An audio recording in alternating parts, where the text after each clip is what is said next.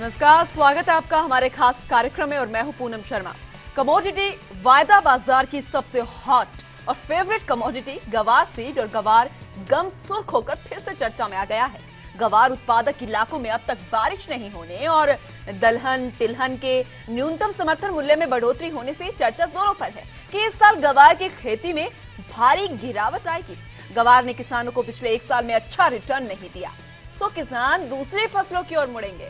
आज हमारे खास कार्यक्रम में बाजार फर्स्ट में गवार पर ही चर्चा की जाएगी।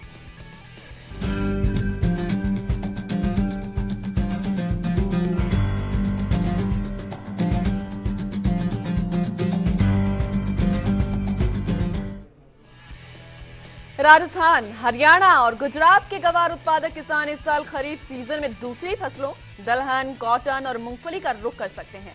वित्त वर्ष 2015-16 में पूर्व वर्ष की तुलना में गवार गम का निर्यात 50% गिरने से किसान भी निराश ही नजर आ रहे हैं। गवार सीड ने इस साल किसानों को रिटर्न के मामले में निराश किया है।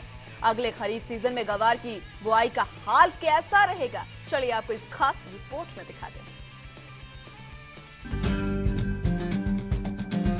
ग्वार उत्पादन में नंबर 1 राज्य राजस्थान में अगली खरीफ की फसल के तहत ग्वार की बुआई कम होगी। राजस्थान कृषि विभाग ने अगली खरीफ फसल के तहत ग्वार का रकबा 8 लाख हेक्टेयर कम रखने का लक्ष्य रखा है। इसका मतलब होगा खरीफ फसल 2016-17 में खरीफ फसल 2015-16 की तुलना में 6.5% कम बुवाई होना। राजस्थान सरकार के मुताबिक खरीफ फसल वर्ष 2016-17 में ग्वार की बुआई 40 लाख हेक्टेयर में रह सकती है। बीते सीजन में ये बुआई 47,87,000 हेक्टेयर में हुई थी।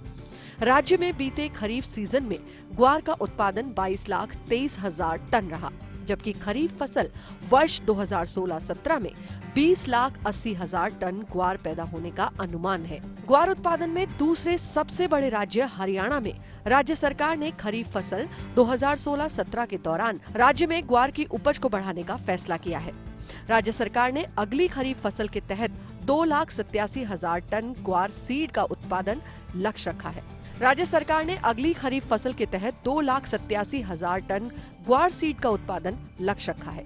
खरीफ फसल 2015-16 में राज्य में 2,83,000 टन ग्वार सीड पैदा हुई थी। गुजरात में वर्ष 2015-16 खरीफ सीजन में 1,79,000 टन ग्वार सीड का उत्पादन हुआ और बुआई 2,97,000 हेक्टेयर में हुई थी। Bureau report, first India news.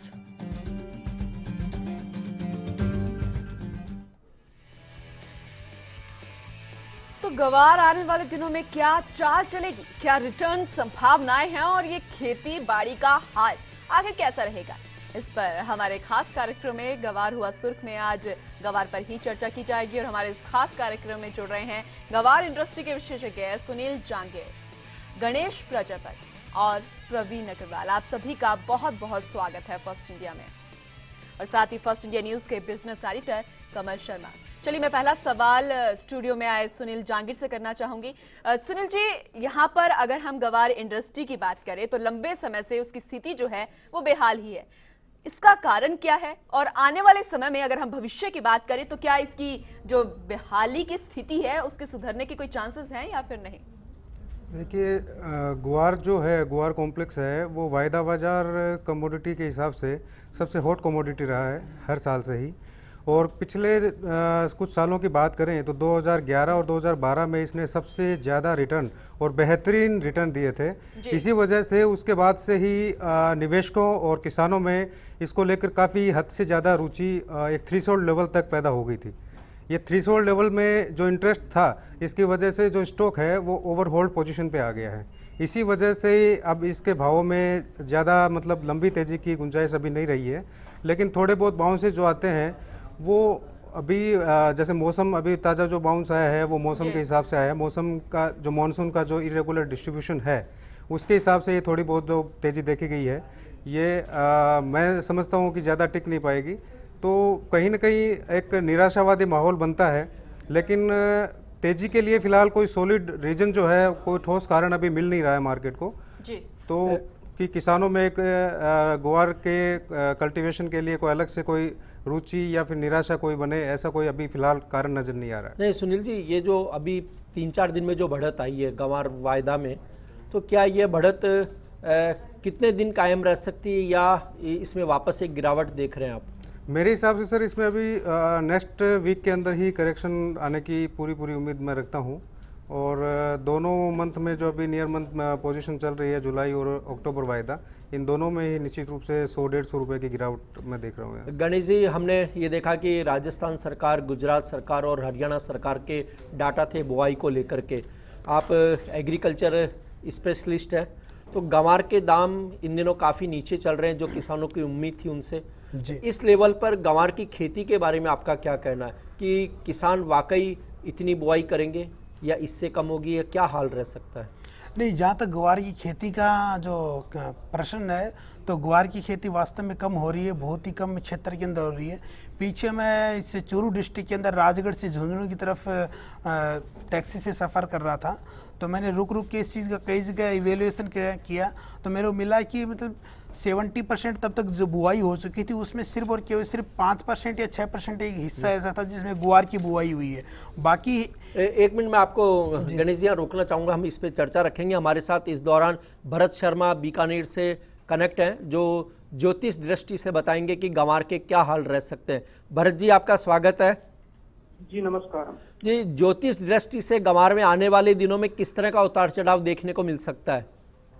ज्योतिष की दृष्टि से अगर देखें तो सबसे पहले तो मैं आपको बता दूं, ग्वार का विचार जो है हम केतु के आधार पर करते हैं, और केतु के अलावा भी सूर्य, बृहस्पति और शुक्र, इनके ऊपर भी हमें विचार करना होता है। लेकिन मुख्य रूप से ग्वार के लिए केतु की स्थिति से ही विचार करते हैं, और इस हिसाब से देखा जाए तो अभी से लेकर 5 अगस्त तक केतु जो है मेष नवमास में है, और मेष नवमास का केतु ग्वार के लिए तेजी कारक बना हुआ है, और मेष नवमास का मालिक जो है मंगल होता है, इसलिए ग्वार की तुलना में ग्वार गम में ज्यादा आया है, क्योंकि ग्वार गम एक यांत्रिक क्रिया के द्वारा बनाया जाता है और मंगल यांत्रिक क्रिया का कारक है। गंवार सीड में जो निवेशक निवेश करना चाहते हैं उन्हें आप क्या सलाह देंगे?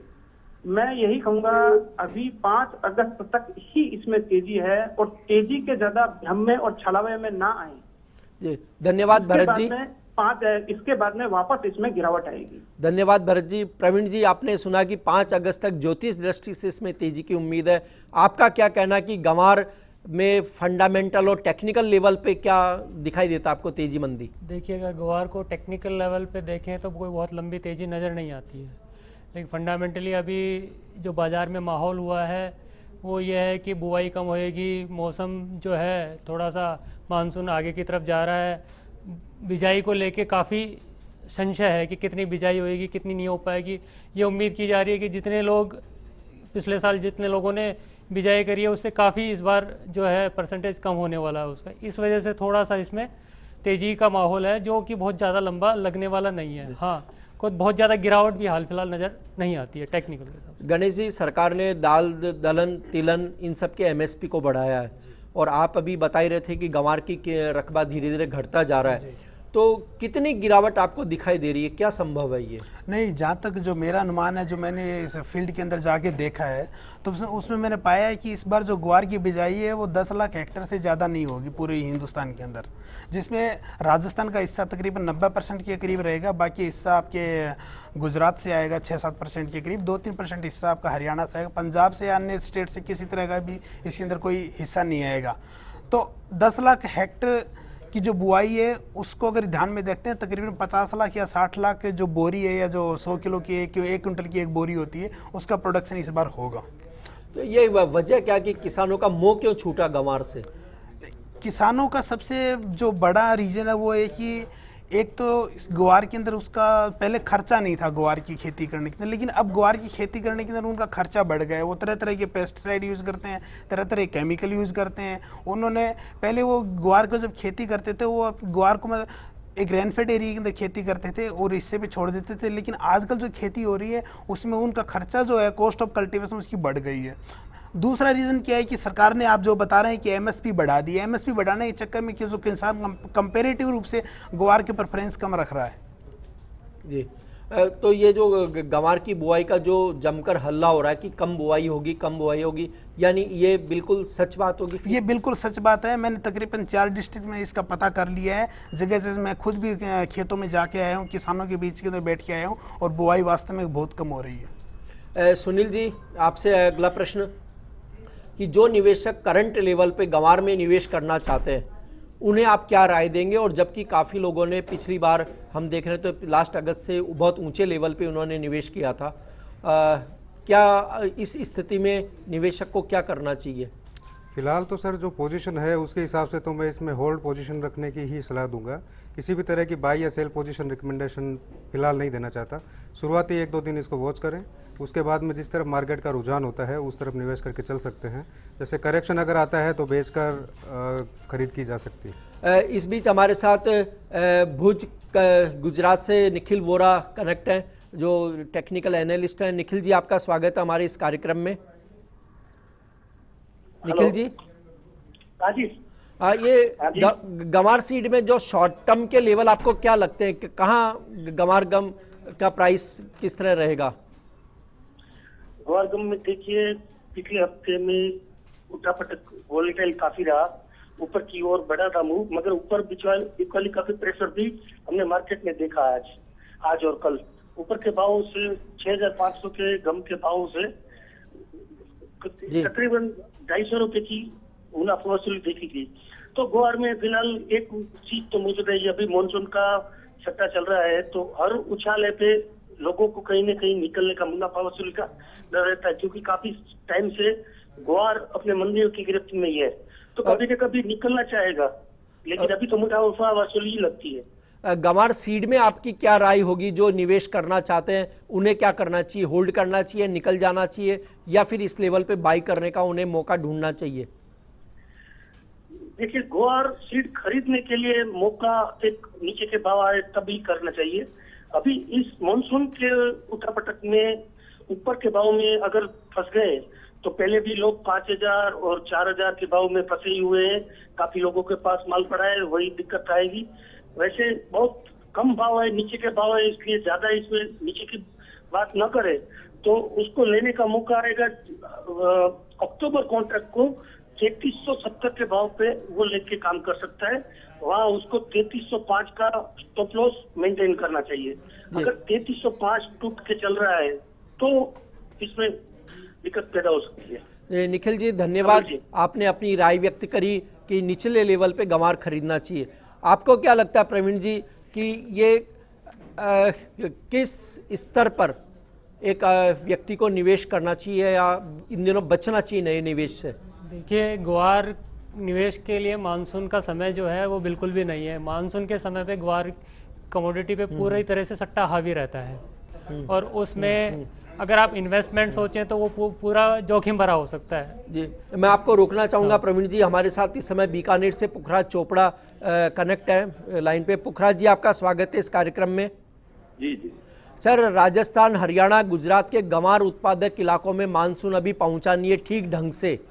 जी, ये जो गंवार में अभी जो करंट आया है, मौजूदा करंट, उसकी क्या वजह रही? देखिए, उसकी वजह जो हमेशा रहती है, हर साल जब मानसून आने का समय होता है या मानसून प्रवेश का समय होता है, उस समय कई तरह की बातें चलती है और ग्वार में तेजी मंदी अनावश्यक आती रहती है। जैसे 4% का सर्किट लगना या सर्किट के पास जाके नीचे गिरना, ये सारा पहला तो ये मानसूनी अफवाहों का दौर चलता है, उसका है। कमल जी, धन्यवाद पुखराज जी, आपने अपनी राय दी। चलिए, फिलहाल वक्त एक छोटे से ब्रेक है, लेकिन आप कहीं मत जाइएगा क्योंकि ब्रेक के बाद ये चर्चा हम जारी रखने वाले हैं। बस एक छोटे से